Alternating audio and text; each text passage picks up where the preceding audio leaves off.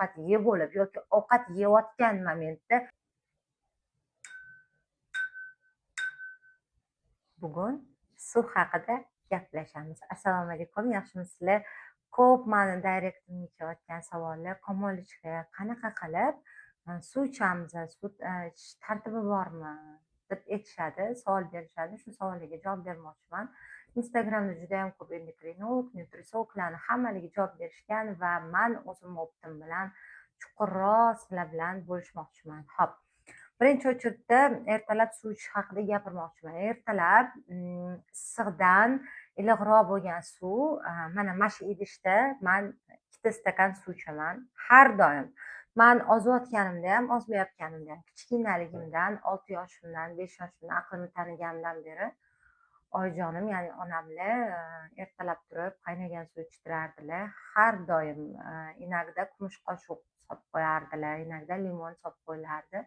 Va shu suvni ichib ertalabdan undan keyin ovqatlanardik. Nima sababdan? Chunki ertalabdan ichilgan issiqdan iliqroq bo'lgan suv mana shu yerdagi ichaklardagi musorlarni hammasini tozalab tushadi va natijada ozishga, ya'ni metabolizmni tezlashishiga ham yordam beradi.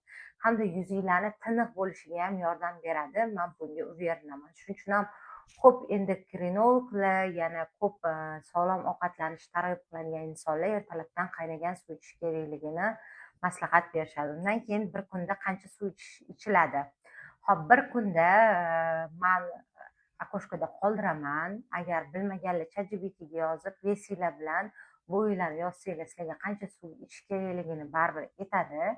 Chunki men endokrinologga borganimda ham immunni xuddi shunaqa deb aytganlar. Shuning uchun bemalol ishonsanglar bo'ladi. Instagram, internet hammasida bor va men yana ham qoldiraman. Va eng foydalisi bo'ladi, shuni aytmoqchimanki, kunni birinchi yarmida, ya'ni ertalab soat 6 dan 12 gacha bo'lgan vaqtdagi oralig'ida ichilgan suv juda ham foydali bo'ladi.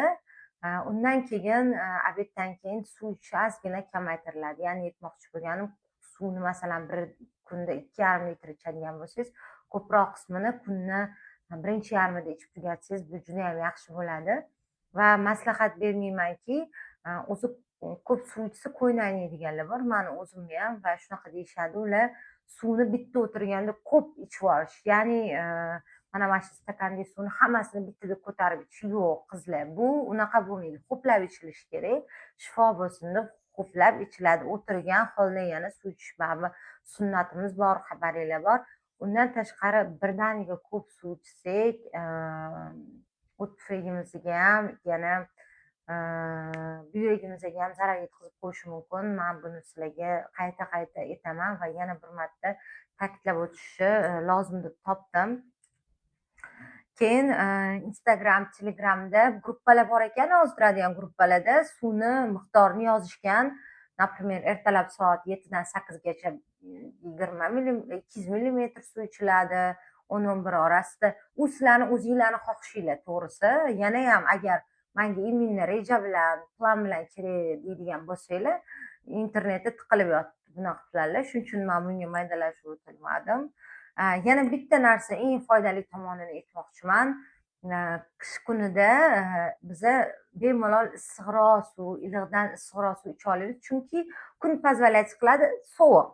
Ya'ni aytmoqchi bo'lganim, qancha suv issiqroq, iliqroq bo'lsa, tanaga shuncha foydaliroq bo'ladi va yog' haydashga ham, yog'larni eritishga ham va metabolizmni ham yaxshilashga juda ham foydali. Shuning uchun tanaga muzdek suv emas, qish kunida ham iliqdan issiqroq bo'lgan suvni ichishimiz foydaliroq bo'ladi. Va eng kulminatsiya joyi, suvni men har doim ovqatlanishimdan 15 minut oldin mana shu stakanda, iloji bo'lsa 2 ta yoki bo'lmasam bitta shunaqa stakanda issiqdan iliq suv ichaman ovqatlanishimdan 15 minut oldin. Lekin juda ham shoshayotgan bo'lsam, masalan ovqat tayyorlab turgan bo'lsam, ichishim mumkin, keyin kutishim mumkin 15 minut. Agar juda ham shoshayotgan bo'lsam, mana shu stakandagi suvni ko'tarib ichib, undan keyin ovqatlanaman.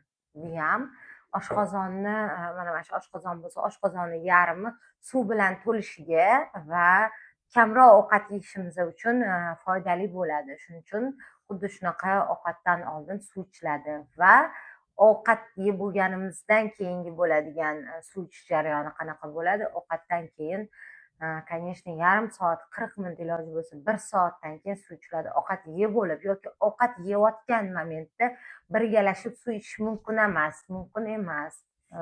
Osh yesanglar qilmanglar, oshqozonimizda guruch yesanglar qilmanglar. Xullas, mana shu suv ichishimizni oldin qoidasi, Xudo xohlasa sizlarga ham foydali bo'ladi degan umiddaman va sahifamga obuna bo'linglar. Men juda ham ko'p ozish haqida o'zimni opitlarim bilan bo'lishib boraman. Rahmat, kattakon.